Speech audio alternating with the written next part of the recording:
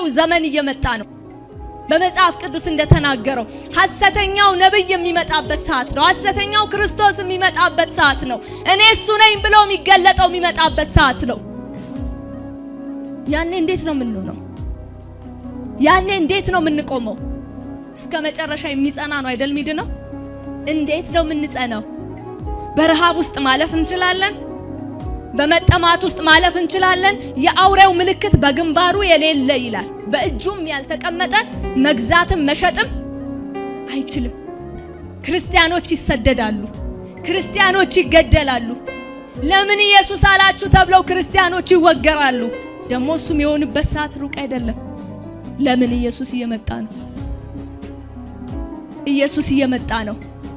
ዓለምን እግዚአብሔር በልጁ በኢየሱስ መጠቅለል እንደሚፈልግ ሁሉ እነሱም ዓለምን ደግሞ በኃጢአት ምን ማድረግ ይፈልጋሉ?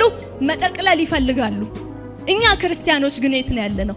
የምድር ጦርነት ላይ ነን። እኛ ክርስቲያኖች የት ነን ያለነው? ክርክር ውስጥ ነን፣ ቂም ውስጥ ነን፣ ክፋት ውስጥ ነን። ተነሱ፣ ወታደሮች ናችሁ፣ ተነሱ። የወንጌልን ሰይፍ ይዛችሁ ውጡ። ውጊያው ጀምሯል። ጦርነቱ ጀምሯል። ኢየሱስ ጌታ ነው።